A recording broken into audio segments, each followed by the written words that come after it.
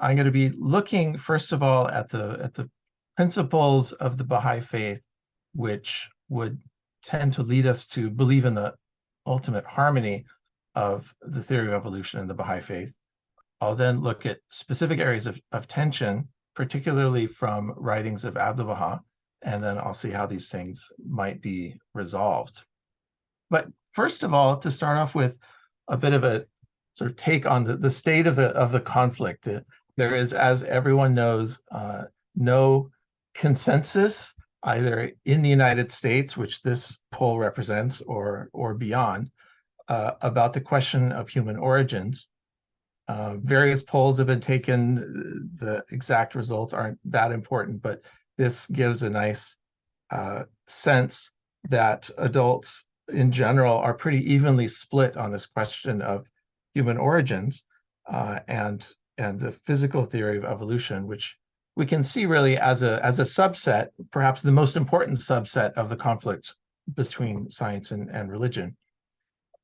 About a third of adults believe that humans existed in their present form from the very beginning, essentially created out of whole cloth, perfect as they currently are, and roughly evenly split depending on what population you're looking at, in terms of whether there's a belief that we got here in our present form through some sort of guided process, or whether evolution was due Oh my God. solely to natural processes.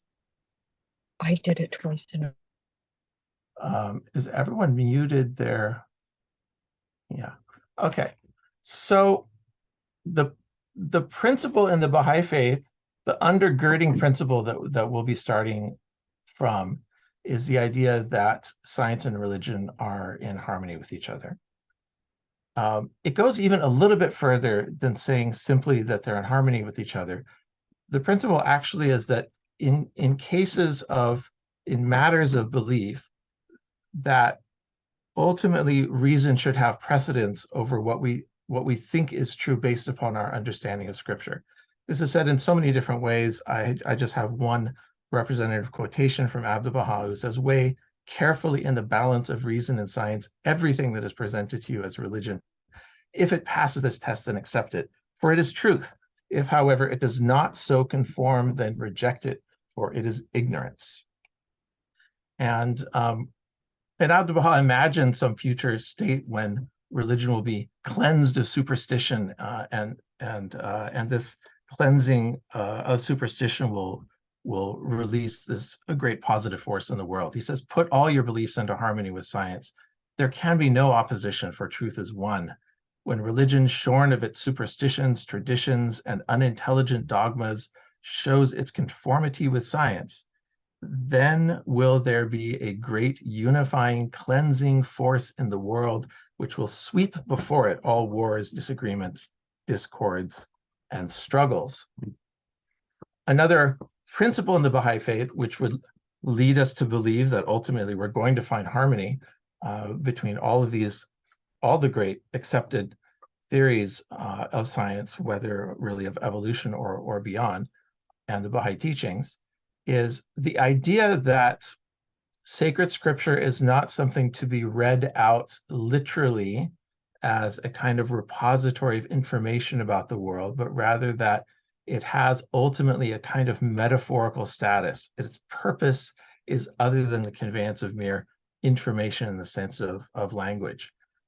And along with this comes the idea that literally interpreting scripture is really one of the great causes of conflict in religion, as Baha'u'llah would see, even one of the great causes of conflict upon earth. Abdu'l-Baha says in one of his talks, "Holding to literal interpretation and visible fulfillment of the text of the holy books is simply imitation of ancestral forms and beliefs." Abdu'l-Baha goes on about the nature of the word of God, of divine revelation. He says it's difficult to comprehend even the words of a philosopher, how much more difficult it is to understand the words of God. The divine words are not to be taken according to their outer sense. They are symbolical and contain realities of spiritual meaning. And in another talk, he says, divine things are too deep to be expressed by common words. the heavenly teachings are expressed in parable in order to be understood and preserved for ages to come. And Baha'u'llah says regarding his own revelation and his own words that everything that I have revealed unto thee with the tongue of power and have written for thee with the pen of might hath been in accordance with thy capacity and understanding, not with my state and the melody of my voice. All of which ought to, I think, contribute to a sense of great epistemological humility when it comes to reading and understanding and deducing certain understandings from from writings that we regard as sacred or inspired. A third harmonizing principle, and this is really kind of a catch-all for a number of sub-principles, is that the Baha'i teachings are very progressive and evolutionary in their understanding of material and spiritual reality. So in a way, they are very sympathetic with the spirit of the theory of evolution before we even get to the details. And this sympathy with this idea of the world emerging progressively and gradually and in an evolutionary way can be seen in a lot of different ways. It can be seen in the Baha'i principle of progressive revelation. Abdu'l-Baha says religion is the outer expression of the divine reality, therefore it must be living, vitalized, moving, and progressive. And he says elsewhere that this reformation and renewal of the fundamental reality of religion constitute the true and outworking spirit of modernism. Shoghi Effendi says the fundamental principle enunciated by Baha'u'llah is that religious truth is not absolute but relative. The divine revelation is a continuous and progressive process. And just as religion is progressive and dynamic in what we can call the social sphere, the sphere of human relationships, also is it with the physical world. Many quotations that I could have found, I just picked this one almost at random. Shoghi Effendi says, we Baha'is do not believe in Genesis literally. We know this world was not created in 7 days or 6 or 8, but evolved gradually over a period of millions of years, as science has proved. Of course, when we get down to the details, the question is, what is the mechanism of evolution, particularly as it relates to the human reality?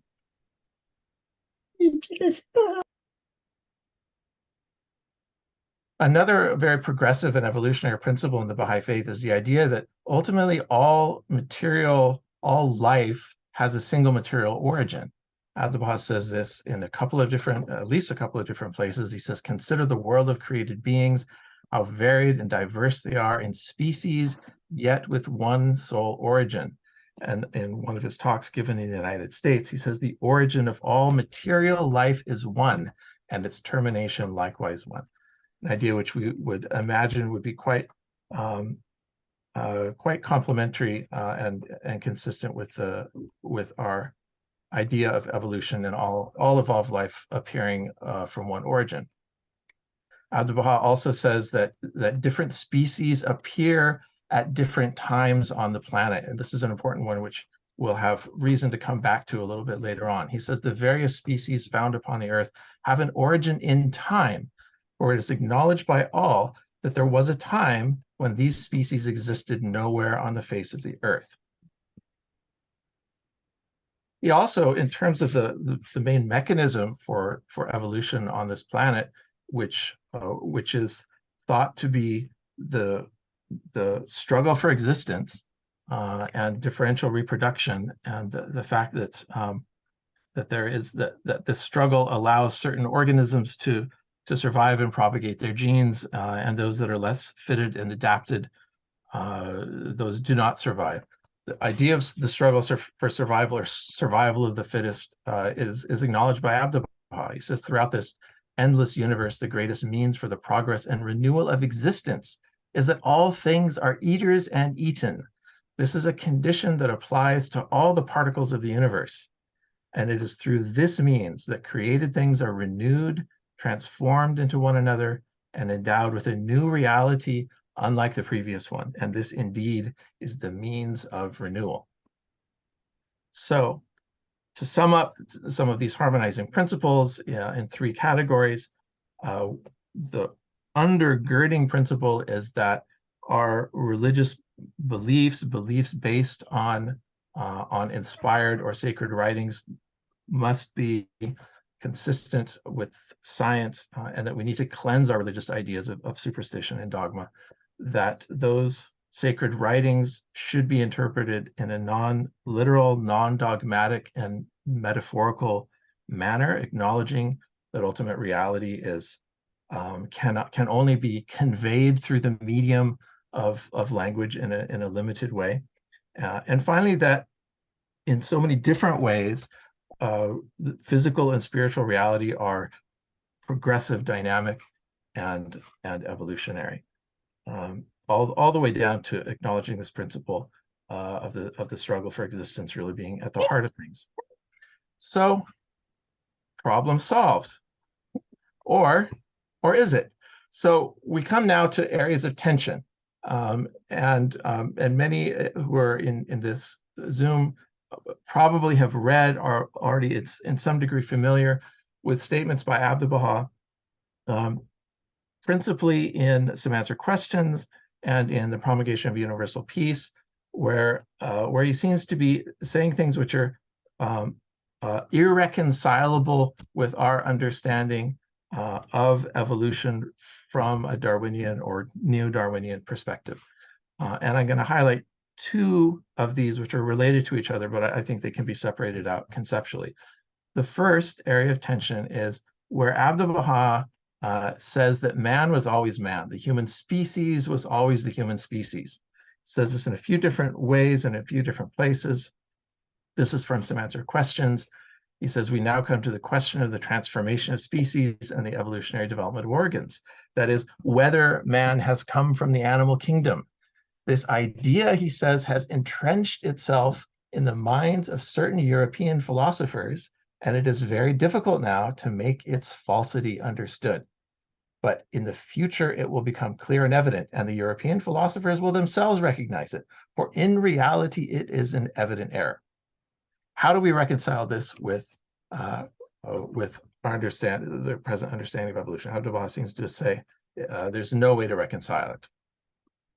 He also says, in relation to this uniqueness of the human species, from the beginning of man's existence on this planet until he assumed his present shape, form, and condition, a long time must have elapsed, and he must have traversed many stages before reaching his present condition. But from the beginning of his existence, man has been a distinct species. And he goes on to compare the situation with that of the embryo of man in the womb of the mother, which goes through various forms and changes. It has a strange appearance at first, and it progresses until it appears in the utmost beauty and perfection. But even when it possesses in the womb of the mother a strange form entirely different from its present shape and appearance, it is the embryo of a distinct species and not of an animal. And Shoghi Effendi, underlining this, as many of the friends wrote to him, asking about this, in one place he says, we cannot prove that man was always man, for this is a fundamental doctrine, but it is based on the assertion that nothing can exceed its own potentialities. It's a very interesting way to put it.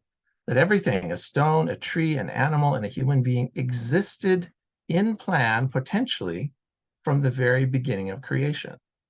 We don't believe man has always had the form of man, but rather that from the outset, he was going to evolve into the human form and species and not be a haphazard branch of the ape family. So a second area of tension, and again, this is related, but I think it's a conceptually a separate idea, and that's the idea of original perfection. And Abdu'l-Baha talks about this specifically when he argues about this, how he says the human species always had to be there on the planet. And this, I think, is really one of the key passages to understand what the point that Abdu'l-Baha is trying to get across. He says, if in the past creation had lacked such completeness and adornment, well, first of all, he says one cannot imagine anything better than that which already exists. That should also be in yellow. This is a very sort of ground level idea. The universe is perfect, and it's always been perfect. It's not evolving into perfection, but that it was perfect from the very beginning. This is let's say, a doctrinal declaration that Abdu'l-Baha makes. And then he goes on to say, if in the past, however, the creation had lacked such completeness and adornment, if it had been in an inferior state, then existence would have necessarily been wanting and imperfect, and as such incomplete. This matter requires the utmost attention and thought.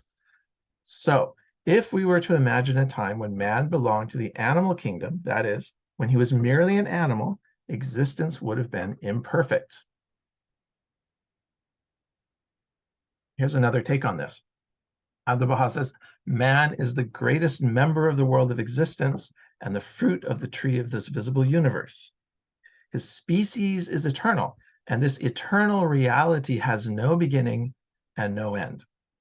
And he finishes up saying, therefore, the species is beyond time, and from the outset was the noblest of creatures upon the earth.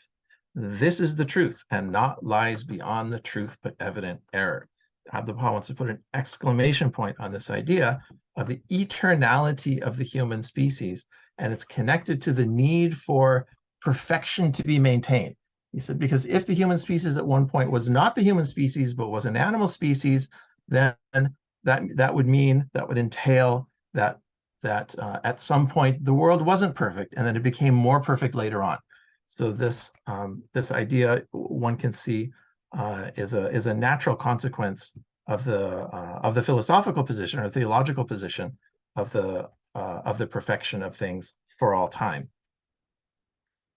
Also on this theme, he says the terrestrial globe was created from the beginning with all its elements, substances, minerals, parts, and components, but these appeared only gradually.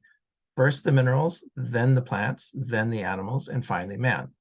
But from the beginning, these kinds and species were latent in the earthly realm and appeared gradually thereafter.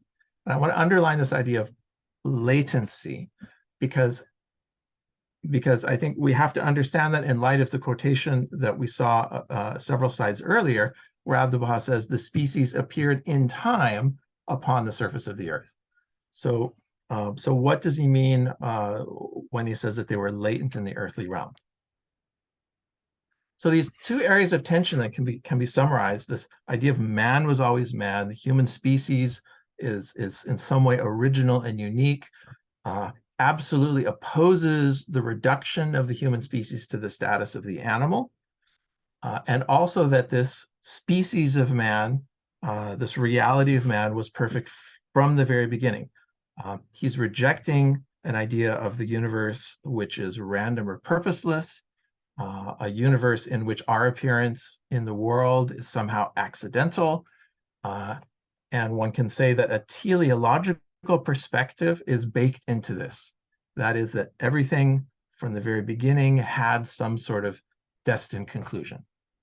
So areas of tension.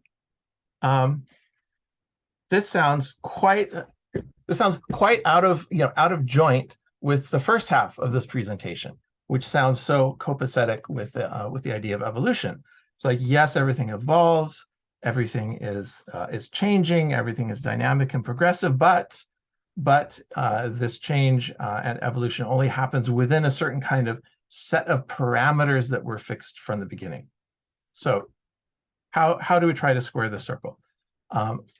I think first of all we have to take the kind of holistic approach that Shoghi Effendi advises us to take. And this is in response to a question about evolution. He says these various statements must be taken in conjunction with all the Baha'i teachings. We cannot get a correct picture by concentrating on just one phrase. So we have to look as broadly as possible.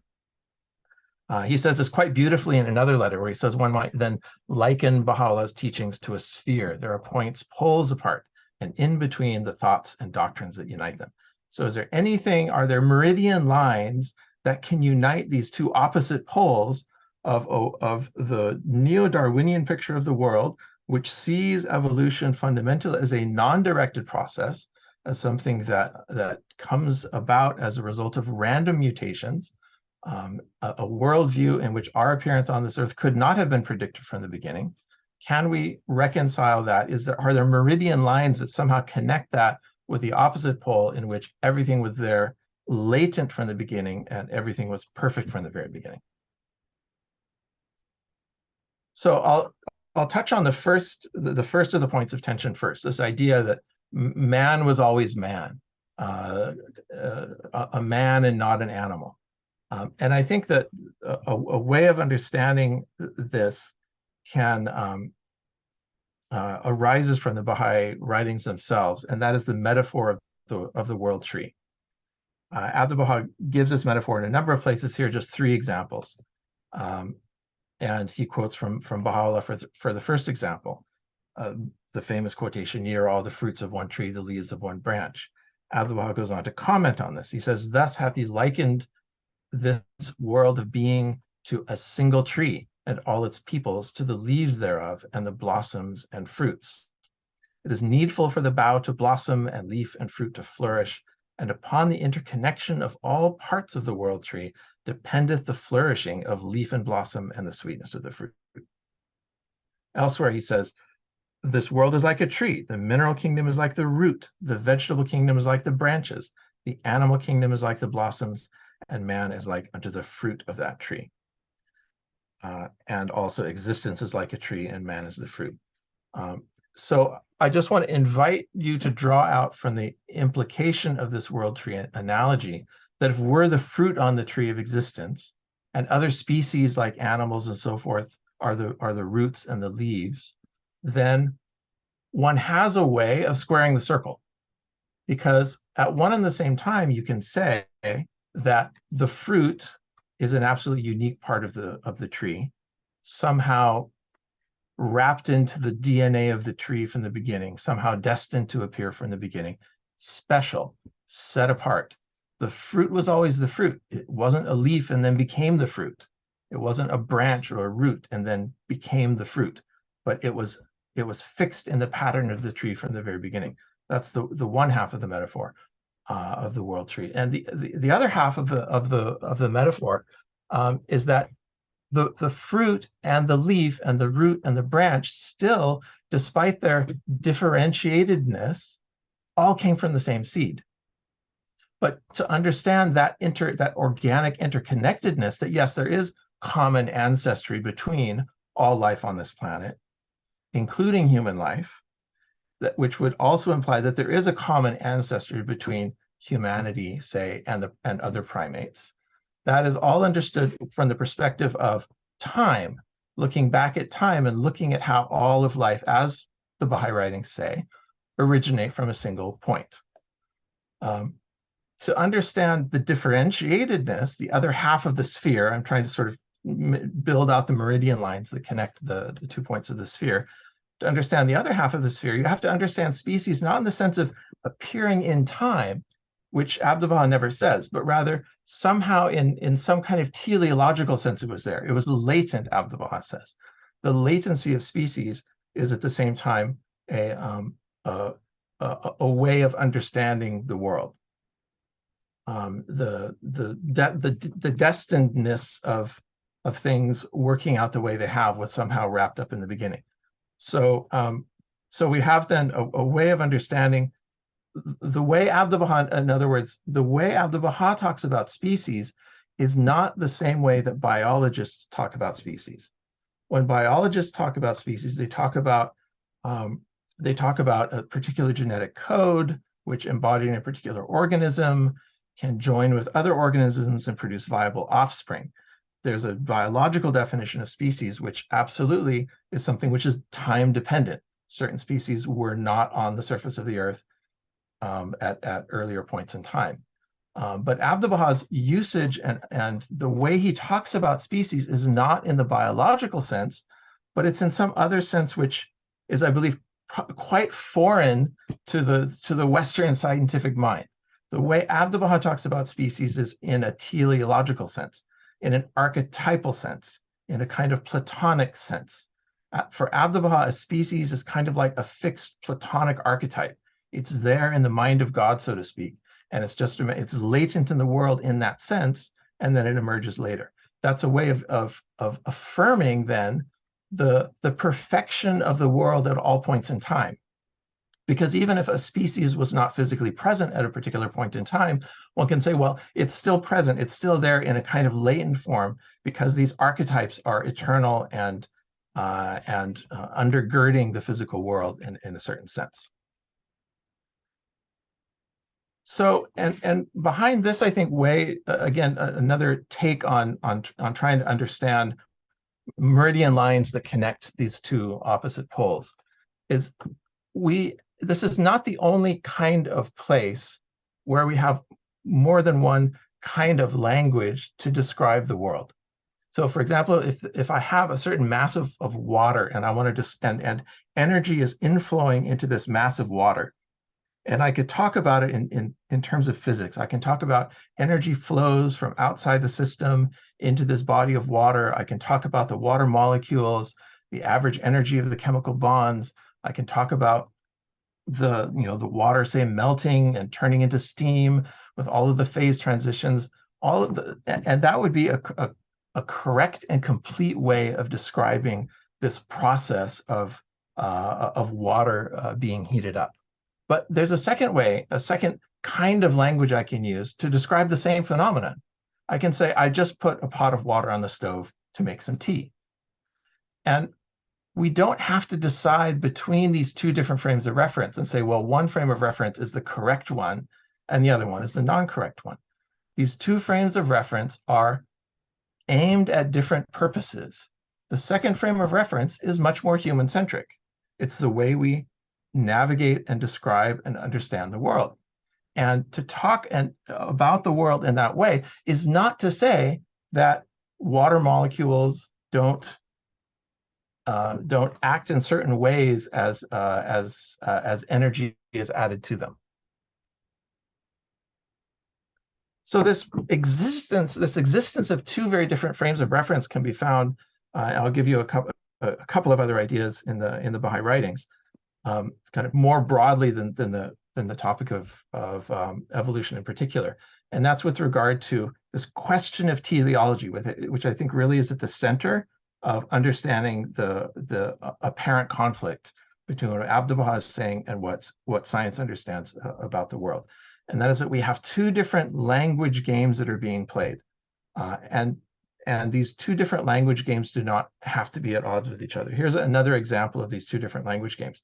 In one of his tablets, Abdu'l-Baha says, "Not a leaf will stir upon a tree, and not a fruit will fall, except by the will of thy Lord."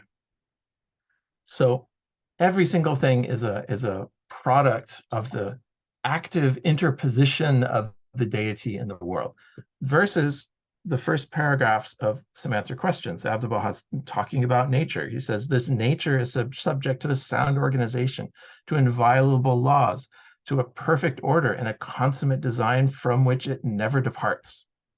And he ends again by repeating himself. He says that all are subject to one universal law from which they never depart.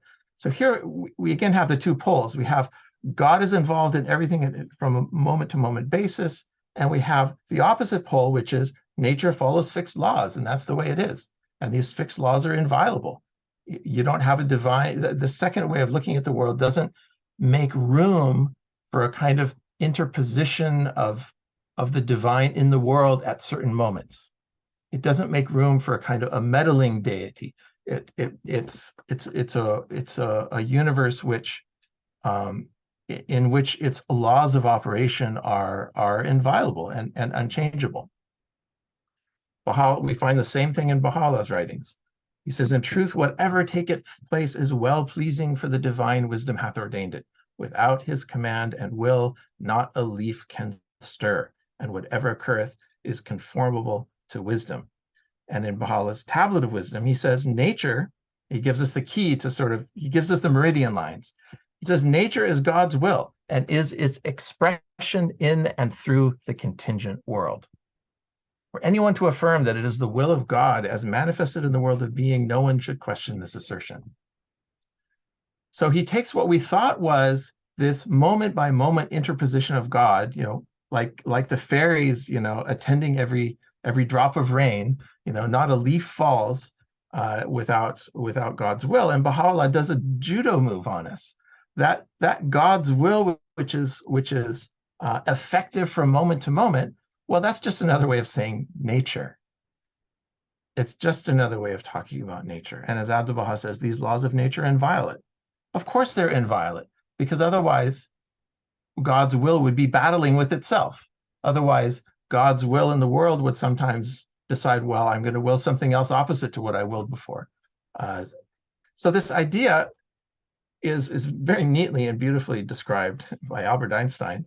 And I think this is an exact analogy to what I've just described. Albert Einstein said there are only two ways to live your life. One is as though nothing is a miracle. The other is as though everything is a miracle. And those are the two poles of the sphere. And it's not a matter of one being right and the other being wrong. It's a matter of our perspective. A more human-centered perspective would be to say everything is a miracle. You know, that's a better way to navigate your life, isn't it? Versus there are no miracles. But of course, one can choose to navigate one's life in that way versus another way. So to sum up, how do we square the circle? We have to start from this perspective that wherever we land on this question, our religiously motivated interpretations of inspired scripture, of Baha'i writings, if those interpretations contradict the well-established results of science, we should at the very least treat them with suspicion, if not reject them entirely as a kind of superstition.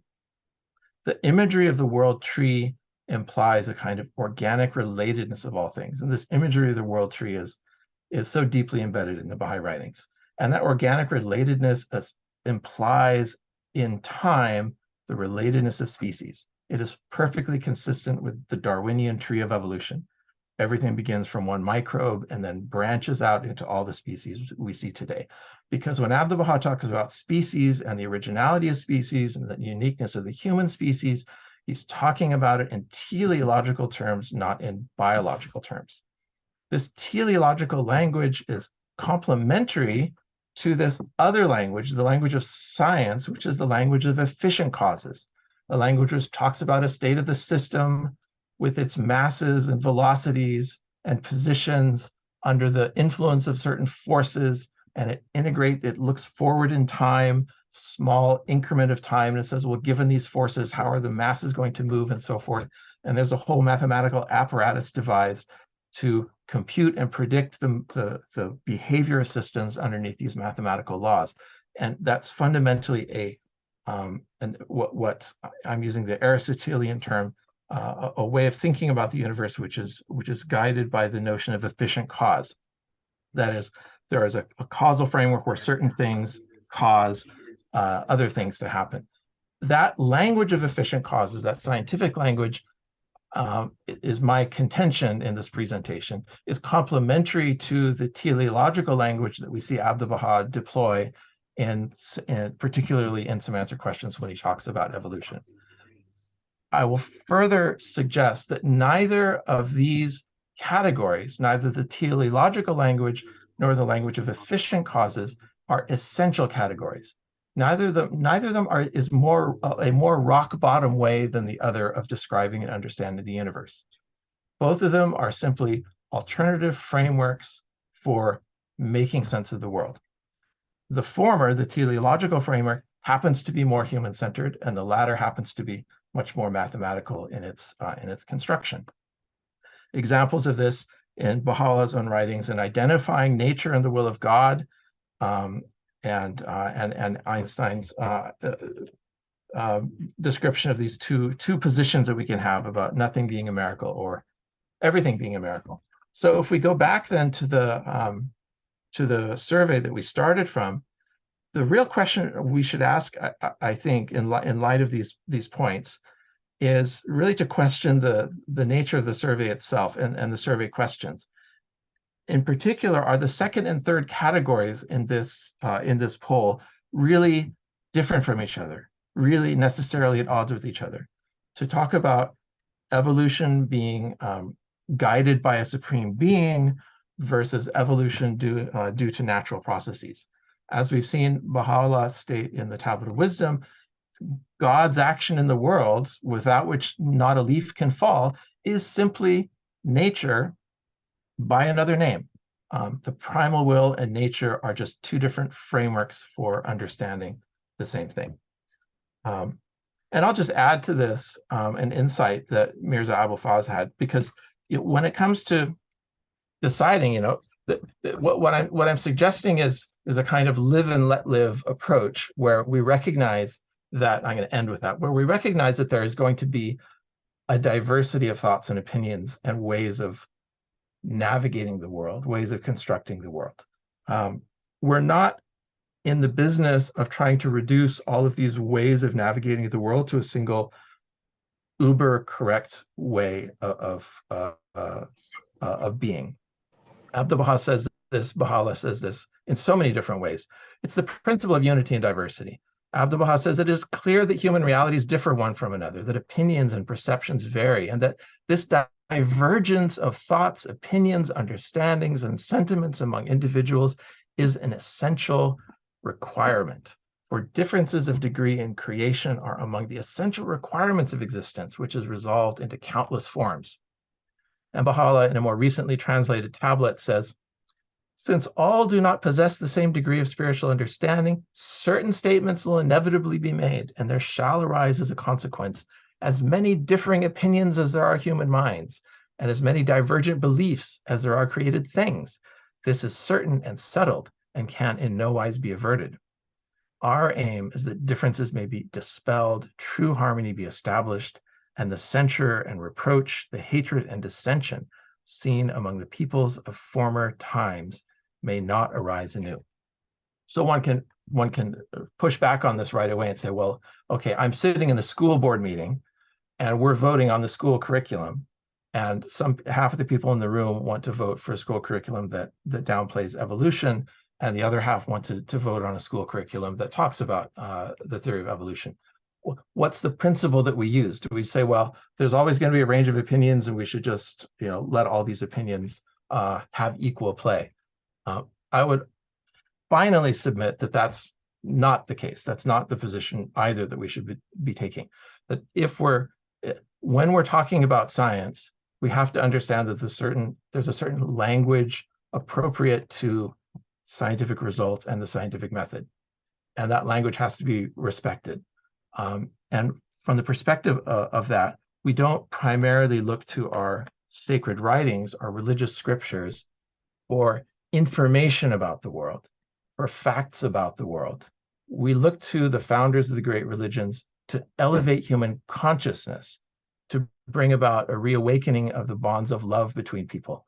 We don't look to the prophets to tell us about what happened in history, or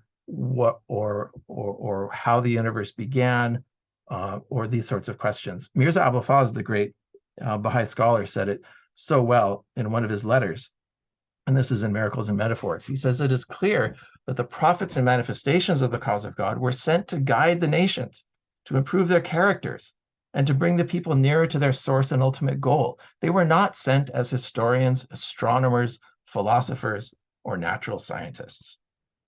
So I'll end with that provocative point, and open it up to reactions and conversation.